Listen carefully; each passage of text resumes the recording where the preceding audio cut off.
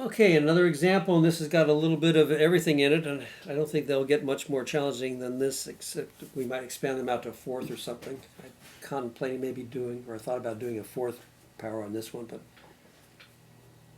decided not to. So again, our form is a plus b. Our general form is something plus something to the third. So this is going to be the a, and that's going to be the b. It's got to be a plus, so I got to write my brackets and parentheses to deal with this. And my a is going to be like 2x. And then plus, and my b is going to be negative 3y, all to the third. So that's what it's going to look like, and now I've got to go from there. So this will be my first element, this will be my second element. So this is the most complicated one I think you're going to see. So first of all, it's going to be the first term of the third power, so it's going to be... And I also have a number in front from Pascal's triangle.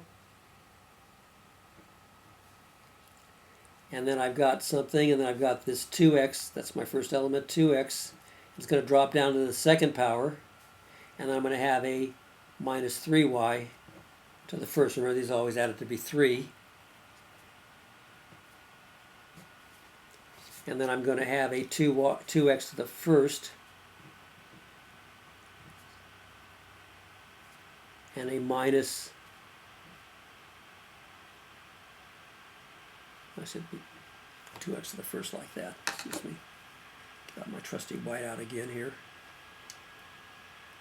I do in ink so you can actually see it a little bit better, but then if I make mistakes it becomes a hassle, so sorry about that. So it's going to be 2x to the first. I'm dropping that exponent, and I'm going to have my negative 3y to the second. That's the whole point. Negative 3y to the second, and then finally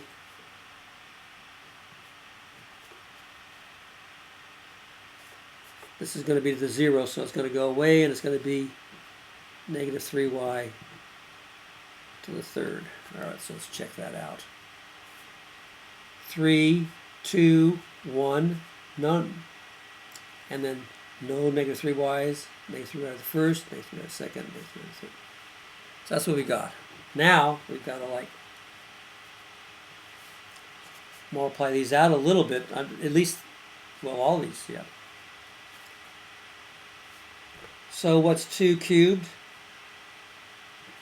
8x cubed plus, and then something, and then what's 2 squared is 4, so that's going to be 4x squared times, and a negative 3y, and this is going to be just 2x to the first, that's just 2x, that's nice. And that's going to be a negative times a negative is positive 9y squared.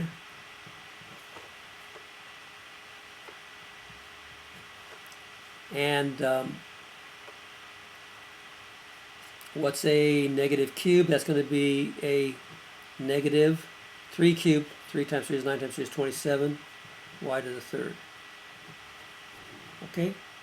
So notice that our signs are going to end up alternating, I hope. And then let's put our Pascal numbers in, and we know that the n numbers are 1. And the triangle. And then we're just in row 3, so if we look at row 3, this is nice. In row 3 we have 2 elements in here, inside 3 and 3. So that's going on. All right. Whoa, now we got to simplify all this. Okay, so that's going to equal, and that's just going to be 8x cubed. And then negative times a positive. Remember, do sign number variable. My negative times a positive is a negative. Oh boy. 3 times 3 is 9 times 4 is 36, or 3 times 4 is 12 times 3 is 36. Either way, I've got 36. And I got x second, y to the first. And again, those add up to B3, so that's okay. And then a positive. Well, these are all positive, so I got a positive. 3 times 2 is 6. 6 times 9 is what? 54. All right, and then I got x, y squared. And a negative times a positive is a negative, and I got a 1 over 27, y to the third. Whew. Let's see what we got here. So we got our first term cubed and our second term cubed. My signs alternate. That's what they do when it's a minus. So I think I'm okay. So that's a doozy, isn't it? All right. I think that's about as hard as it's going to get for us.